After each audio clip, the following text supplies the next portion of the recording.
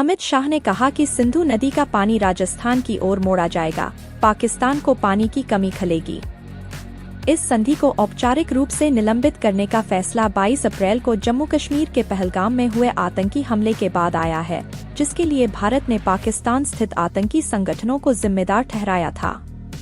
अमित शाह ने कहा, पाकिस्तान को पानी की कमी खलेगी, सिंधु नदी संधि को पुनर्जीवित नहीं किया जाएगा, बल्कि पानी को राजस्थान की ओर मोड़ा जाएगा। 6 पीटीआई। केंद्रीय गृह मंत्री अमित शाह ने घोषणा की है कि पाकिस्तान के साथ सिंधु जल संधि को कभी भी बहाल नहीं किया जाएगा। उन्होंने इस्लामाबाद पर समझौते के मूल तत्व का उल्लंघन करने का आरोप लगाया।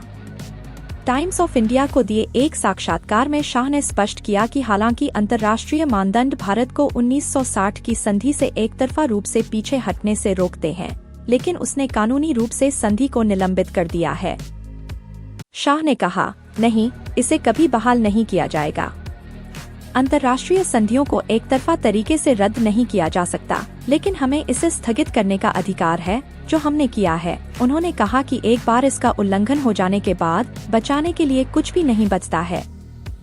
उन्होंने संधि की प्रस्तावना का हवाला दिया, जो दोनों देशों के बीच शांति और प्रगति सुनिश्चित करने पर आधारित थी। भारत राजस्थान की ओर पानी का रुख मोड़ेगा। संधि को औपचारिक रूप से निलंबित करने का निर्णय जम्मू और कश्मीर के पहलगाम में 22 अप्रैल को हुए आतंकवादी हमले के मद्देनजर लिया गया, जिसके लिए भारत ने पाकिस्तान स्थित आतंकवादी संगठनों को दोषी ठहराया था।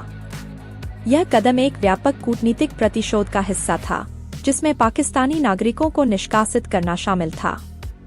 शाह ने घोषणा की कि भारत अब राजस्थान की ओर जाने वाले नए नहर बुनियादी ढांचे के माध्यम से पाकिस्तान में बहने वाले पानी का उपयोग करेगा। पहलगाम हमला, शांति को नष्ट करने का प्रयास।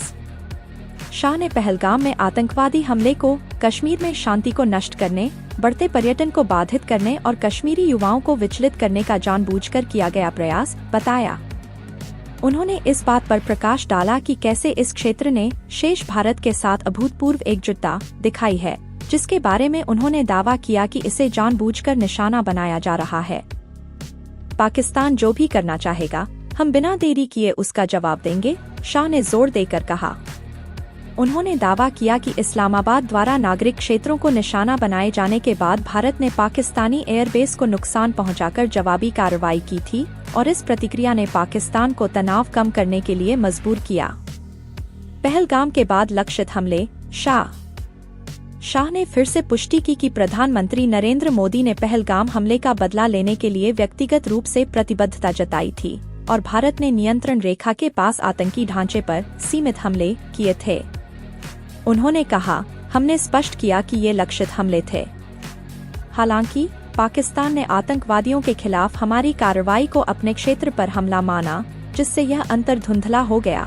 ऑपरेशन सिंदूर सहित हाल की सैन्य कार्रवाइयों को कांग्रेस पार्टी द्वारा अस्वीकार किए जाने पर प्रतिक्रिया देते हुए शाह ने विपक्ष पर निशाना साधा और उन पर अपने कार्यकाल के दौरान निष्क्रियता का आरोप लगाया। मैं कांग्रेस से पूछना चाहता हूं, उनके समय में क्या होता था? उन्होंने एक मंत्री को बदलने के अलावा कुछ नहीं किया। शाह ने कहा, सभी राजनीतिक दलों में से कांग्रेस को आतंकवाद पर हमारी आलोचना करने का कोई अधिकार नहीं है।